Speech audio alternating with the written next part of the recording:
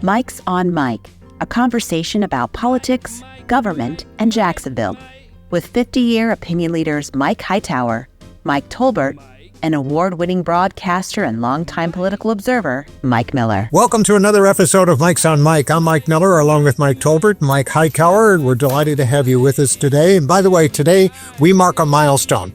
This is the 100th episode of Mike's on Mike. And since we're also inching towards the start of our third year of Mike's on Mike, it's only fitting that our special guest for today is Jacksonville Mayor Donna Deegan. We're delighted to have her, who, by the way, just happens to be a few days away from the beginning of her third year. So we're kind of on the same track in many ways. Among other topics today, we want to dive into how her administration is driving economic development in the city, advancing equity, and, of course, get an update on how she's dealing with some of the political pettiness by a few members of the city council, not to mention any names. And with that, Mr. Tolbert, if you'll start us off, please do. Mayor, thank you for being here. When I say, first of all, just congratulations on 100 episodes. Thank you. Where's the fireworks and the, We're saying You're the fireworks. let's start with talking about downtown. When you were sworn in, you talked about Jacksonville's downtown being a place for renderings and empty promises. Since then, Friendship Fountain is reopened. The first segment of the Emerald Trail has been completed. The Stadium of the Future deal is finalized. The University of Florida is building a graduate school downtown, and construction is underway on Riverfront Plaza. And that's just some of it. How do you keep up that momentum and even accelerate it? I'm a bit of a pain in the patootie, when it comes to driving that agenda. I made it really clear when I came in that I am not going to be patient when it comes to getting things done. We've seen too many things fall apart in this city when we spend too much time allowing for various back and forth. And look, you need some of that. But at the end of the day, we set a goal to move fast, and we've set deadlines on everything. This has to be done by here. This has to be done by here. And I'm a deadline girl. That's what I grew up with in television, right? And so I think it's important to keep to those. We have a list of projects that we call Chop Chop, and we're constantly monitoring those. Melissa mostly monitors those projects. That's one of her big rocks that she does in the office, is monitor those big Chop Chop projects, and we just keep them on track. The other piece of it is we started the I Dig Jacks website to make sure that the citizens are aware and excited about all the things that are happening. Because I think what can happen is that people get caught in that old way of thinking, oh, well, that's just a rendering. Oh, well, that's just another drawing. That's not what's happening down here. We've got cranes in the air. We've got shovels turning dirt, and there's a whole lot that is going forward. And we'll continue to keep our foot on the gas with that, because for my money, that is the very best return on investment we can ever have in this city. The way that we keep taxes low, the way that we keep the city moving, is investing in downtown. And so it's really important what we've done. Well, speaking about keeping deadlines, let's talk about the Laura Street Trio. You had to pick the one thing. What's going on there? And I should say, over which I have control. The deadlines over which I have control. Well, yeah. But what's going on there? And is the wrecking ball in the trio's future? Look, we are still very much committed to preserving those historic buildings. There was supposed to be a deal in place that the current owner of the trio was supposed to sell that. It was supposed to be by the end of the year. I don't know how many times, I can't count how many times those sort of things have fallen apart. But we have, as you know, a lawsuit in place, and we are proceeding with that to take ownership of the trio so that we can get it into the hands of somebody that can actually get it completed. And we're hoping that process is still moving at pace that we're told it is. So, and on a scale of 1 to 10 right now, what would you say it is? With 10 being great and 1 being a wrecking ball. A wrecking ball? I don't think we're going to see a wrecking ball. Not even for one of the buildings? Not even. Well, I'm not an engineer, and I can't tell you that for certainty, because I at some point I won't own the building, right? But I think that if there is any opportunity to save all of those buildings, that we should, and if it's not possible, then I guess that'll be a decision that's made down the road. But my sincere hope would be that we could save them. Okay. It's unfortunate. Mayor, thank you for having us again. A recent University of Florida poll by Dr. Mike Bender was talking to us when he said housing replaced crime as the issue that concerns most people here in Jacksonville. You talked about it at the last time. Yeah. I mean, I was surprised and not surprised. I mean, every single poll I've seen from the beginning of time has had crime at the top of the list. And as I've said, I think that speaks to the great job that JSO has done to bring those murder numbers down, to bring the violent crime down. But it also speaks to the pain that people are in when it comes to affordable housing. You know, we have, I think 30% or 40% of our residents that are paying at least 30% of their money for housing, and a great number that are paying half. So it's not sustainable. People can't buy food and medicine when they're doing that. So what we've done from the very beginning is, I believe we are the first administration that's ever invested general fund dollars, right, $6 million when we came in, to programs to avert eviction, for down payment programs, for programs to do roofing for houses to save people's homes, and to invest more money into affordable housing. So we've continued to do that. As you know, we tried to invest a lot more money in it last year. Council decided to reduce the $10 million we asked for that had a match from the private sector down to $1 million. So we still have to do more, but more money has now been put into the budget. And we will have, over the next year or so, about 5,000 additional affordable housing units coming online. Now, that's 5,000 when we're at a 50,000 unit deficit, but we are at least making some progress on that front. So I think there are a lot of great programs coming online. You've seen what's just happened, I'm sure, with what the United Way is doing, right, with LISC. That's a $5 million investment. That's certainly helpful.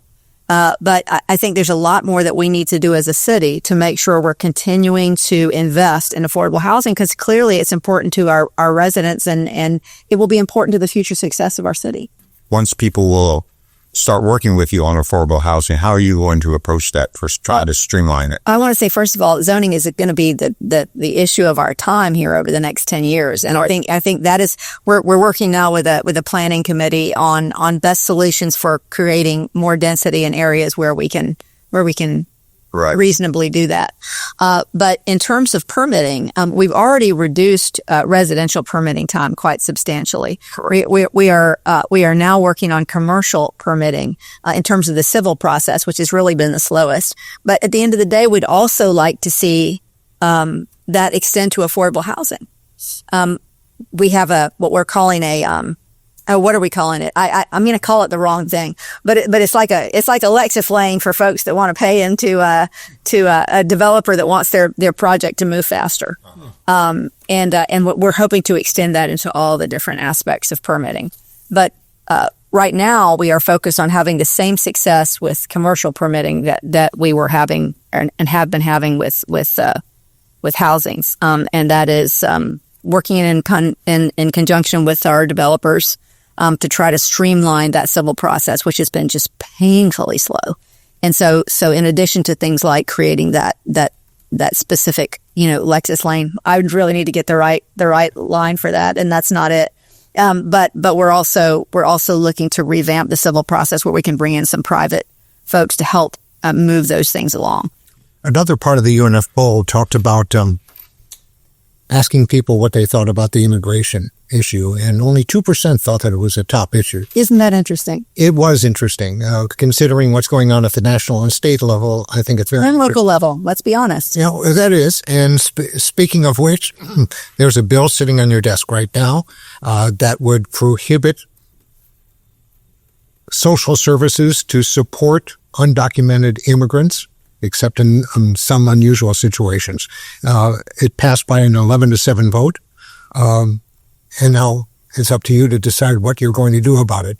Can you tell us what your thinking is? I know you haven't taken action on it yet, but what is your thinking? Well, I want to give a little bit of an excuse. As you know, my husband retired a couple of weeks ago, and so all of last week we were in the Grand Canyon celebrating. I said, pick anywhere you want to go, and we'll go and celebrate. But so I was not here when that bill passed, and I just got back over the weekend, and so we just had a chance as of yesterday to start sitting down and going through the bill to find out what's in it and to try to determine a path forward. That said, I have been really clear that I do not understand why we continue to step into a lane that is exclusively federal.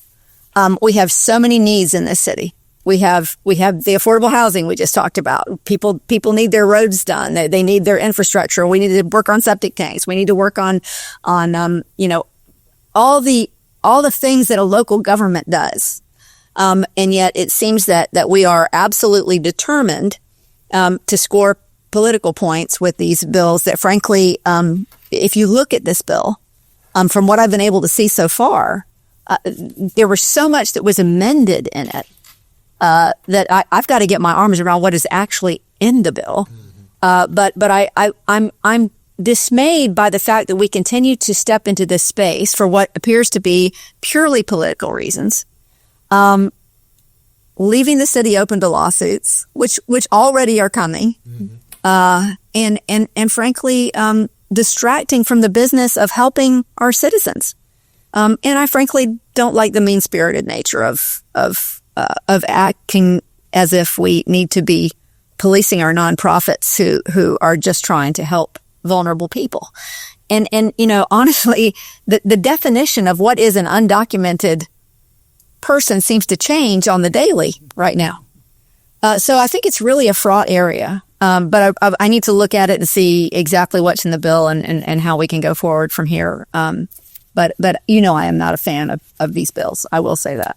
Well, the bill sponsor, Rory Diamond, is claiming that the reason he sponsored this bill was because of economic considerations, wanting to make sure that tax dollars are being spent responsibly. Sure. Well, you know what? I don't think it's responsible to leave the city open to lawsuits that are going to cost us a lot of money to defend. I don't think it is responsible to ask our nonprofits to become basically police in terms of how they're helping people, when to me you're going to disincentivize people from calling 911, from using emergency services. How does that make us more safe? How does that make our dollars spent in a more efficient or effective way? We have been working on efficiency in this government since the moment that I stepped into the door with our 904 Lean program, with all the ways in which we have tried to streamline the way we've done business here. This is for all of the hue and cry over dollars. It's pretty clear to just about everybody that this isn't about dollars. It's about politics. You think so? You really think that? I do. I couldn't argue against you. Let's change the subject just for a minute. You propose a city swap 1 acre adjacent to Riverfront Plaza for the Interline building for the UF Grad School campus. Councilman Salem was adamant the city should buy the land. The council voted 17-1 for your swap. Salem even voted for the bill after having some amendments added that doesn't seem to make much sense or much need. And it passed overwhelmingly. How in the world did you get 17-1 out of that Republican city council for this bill? Look, I have said repeatedly, I know everybody loves to set us up as adversaries, but at the end of the day, we have done very well at selecting those things at which we can, come to an agreement, on which we can come to an agreement and moving forward on those things. And I really think it really came down to, you had the civic council involved, you had the chamber involved, you had all sorts of folks that came to present the logical argument for why would we spend this money when we can come up with a swap that works beautifully at getting us exactly what we want in both ways. Why would we spend millions of dollars? And it really just made sense. And ultimately, I was really grateful that the council saw the logic in that argument and moved accordingly. So I think that, when the rubber meets the road on things that make sense for our citizens, I think very often you have seen this council come along and come to the right place. And you also made the point the last time you were on the air that you have a very good relationship with Randy White. Really good. And I'm sure that has a lot to do with being able to at least get your points across in an objective theater, if you will, so that they will listen to what you have to say and make a determination. And I'm sorry that you had to bring that up instead of me. Randy has been an incredible partner. There are many things over which we disagree, but we are so committed to working together that we always try to meet each other when we can. We always try to get to the point where when we can't agree, we don't. But when we see something that we feel can move our city forward, we have worked extraordinarily well together, and he has been very gracious at helping us with those issues. You know, the city council also voted to exempt DIA incentives from the budget review committee. Did that surprise you, or you know that's coming, and how do you feel about that? Yeah, it honestly, it didn't really surprise me. I mean, I am all for Streamlining. right? You know, I trust that the folks at DIA are doing their job. We have plenty of opportunity to weigh in.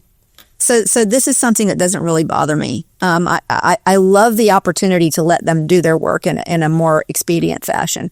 And obviously as the administration, we have so much opportunity to say, here's what I like, here's what I don't like, and they can take it and do what they want with it. But no, that didn't bother me. What can we expect from your new budget? What are your priorities? And will be there a tax increase? There would not be a tax. There you go. There will not be. Put that on the table. Now we're talking about priorities. But I will say this, that a budget is a value statement, right? A budget is a value statement, but you have to choose your priorities. You can't do everything. And I think that we will continue to do exactly what I said before, and that is invest in those things that will bring us the greatest return on investment for our citizens. That's what we'll do. Now, when you look at those numbers, I do want to tell you, we're in good shape with debt right now. I'm not saying we're always going to be, but right now we are. So when you look at the numbers that you've seen in the projections, that hasn't included the $40 million we're getting in from JEA this year. That hasn't included the fee increase for garbage pickup, which is right size that should have happened many years ago, according to ordinance. That it's basically starting to try to match the fee with what it actually costs to provide the service.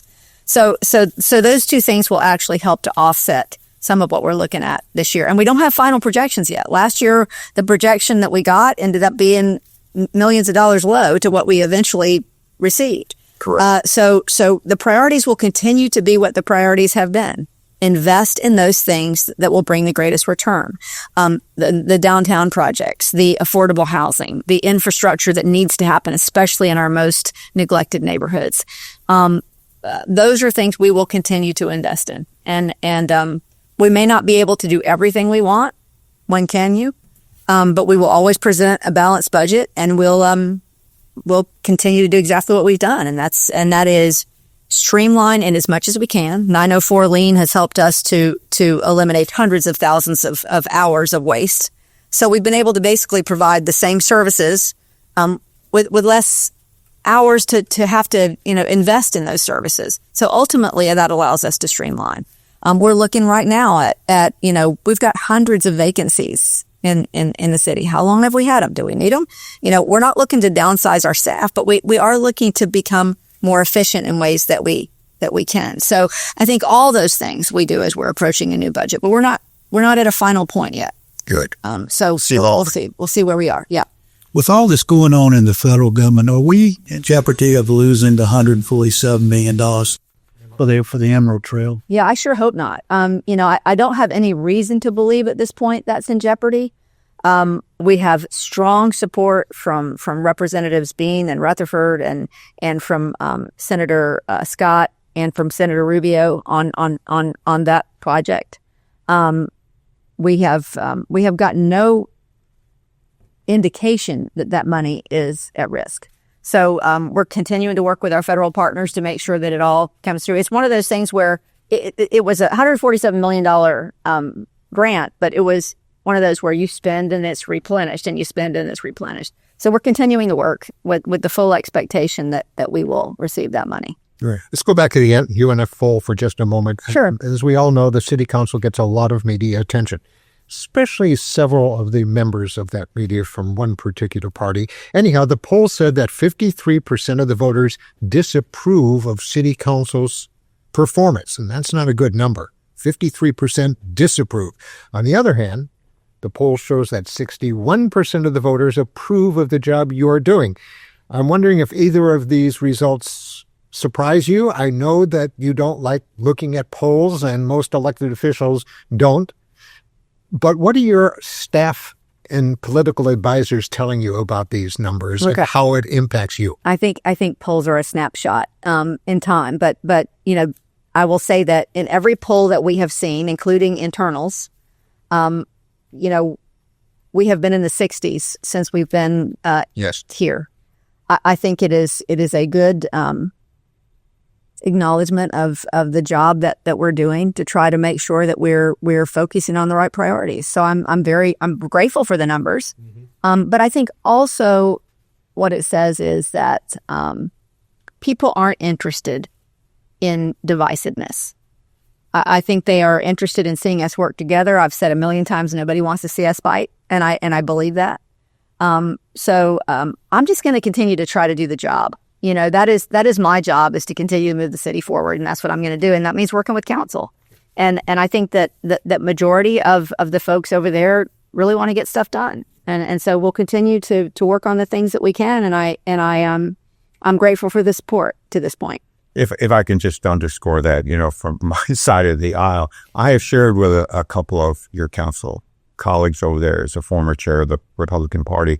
The one part that they need to be looking at is that the negative polling showed that Republican voters were thinking of them in a more negative way than the Democratic voters. And I think that's one of those, if they think through that should be an aha moment.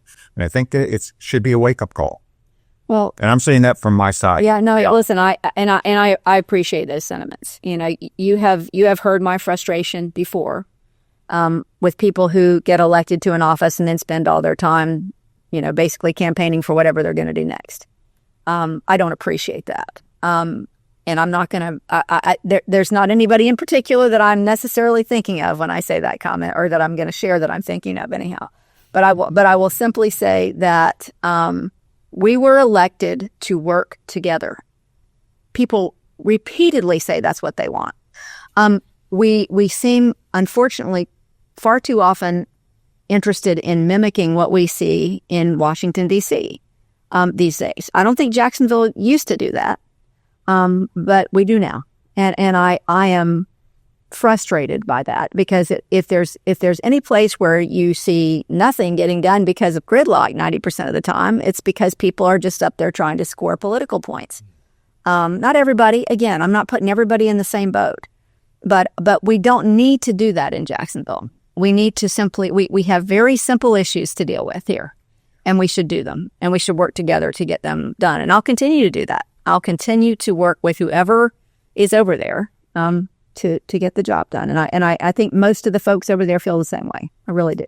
Okay, we're going to end things because we're getting close to the end, but we're going to do a lightning round. We like to do this every now and then, so I hope you don't mind this. But we're going to go back to the speech you gave when you make my husband do the lightning round, by the way, because I don't think he's capable of the lightning round. He said he wasn't going to have lightning, Deegan. He said it meant mostly sunny skies. And he didn't use 50% of the time. And that was a good, interesting part of the conversation. And now, going back to that speech that you gave when you were sworn, and we're going to go and mention some of the things that you talked about, and give us a quick reaction to where we are with them or what your thoughts are. Okay. Number one, resiliency. Oh, my gosh. Ann Colanesi and her crew have completed the compound flood model. We are the only city in the nation that has this type of a model that is doing the type of runs with this model that we are doing to make sure we have a resilient city. So I think we're doing excellent work there. And she continues to get all kinds of federal grants to move us forward on that front. Bringing Fed dollars, speaking of which, to Jacksonville. So again, we continue to apply for grants, and she just got one recently for a resilience issue, as has Ashante Green, who works on our sustainability issues. But most of ours have to do with infrastructure, and we're going to continue to put them in. Right now, we're just waiting to hear where the federal government wants to go on things. But we're working as hard as we have to continue to apply for everything we can. Literacy. Literacy has been an enormous success. We first said we would have 300,000 minutes read by the end of last year. We ended up with 3 million minutes. We're getting ready to kick off our summer program because we want to keep kids reading through the summer. So we'd have a bunch of fun stuff coming up on that. Small business capital of the Southeast. Oh my gosh, JSEB has done an amazing job. We've increased our Jacksonville small and emerging businesses by, what is it, 30% more than that?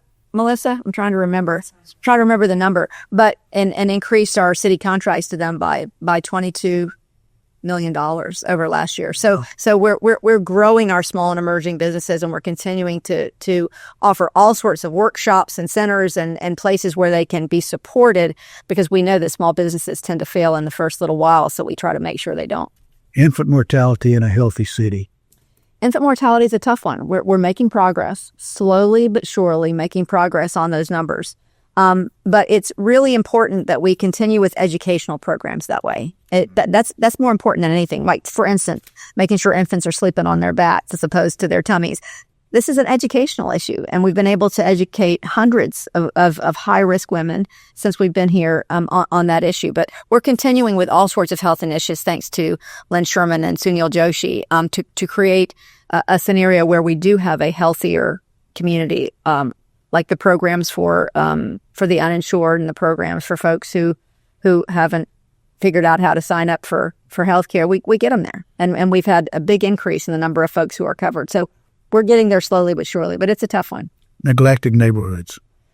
We have moved our most neglected neighborhoods to the top of our capital improvement program. So we've taken those areas that largely have been ignored since the time of consolidation and said, you know what, these folks have waited long enough. We're going to move places like 7, 8, 9, and 10 to the top of the list and do those infrastructure projects first. So I think we're making progress there. Riverfront parks. Riverfront parks are fully funded. I'm so excited about that. So you see all the cranes in the air. Riverfront Plaza Phase 1 will be done by the end of this year with the playground and the music park and all those things. And then, of course, we start on Phase 2, which has the restaurant and the beer garden. And now, of course, we've got this opportunity for a wonderful development over there that will activate the space. So, and that'll just continue on down the river along with what we're doing in the Emerald Trail. Infrastructure needs. Infrastructure needs, we're right on track. All of our targets are being met in terms of where we believe our focus should be on infrastructure. So I would just say, in terms of, obviously we'd always like septic tanks to move faster, but they're moving faster than they were. And we are continuing to focus on our areas that need it most. Transparency. In fact, we have a bill that looks really good, that is getting ready to be voted on Tuesday night, that will increase transparency when we are contracting with nonprofits. And that passed committee, I believe, unanimously yesterday. So I think we're in good shape there. We're going to continue to work on transparency because I think it's important. And we have transparency dashboards on just about everything we do for the city, so that people can go online and see exactly where we are, what we're doing, and how we're doing it. Okay. Well, everybody, that puts episode 100. Yeah. And we want to thank you, Mayor Deegan, for being with us and helping us celebrate this milestone for the three of us. Thank you. Look, I should move in. Okay. We just established a little space for you. You're here so often. It's fun. Well, next time we certainly want you on the 200th episode, and we'll be calling you about that when we get to that point. Anyhow, thank you all for joining us and helping us celebrate our 100th. We'll see you again next week. Mike's on Mike with Mike Tolbert, Mike Hightower, and Mike Miller can be found on your favorite podcasting platform, Facebook, and YouTube. Visit the website at mikesonmike.com. Join us next time for more conversation with Mike's on Mike.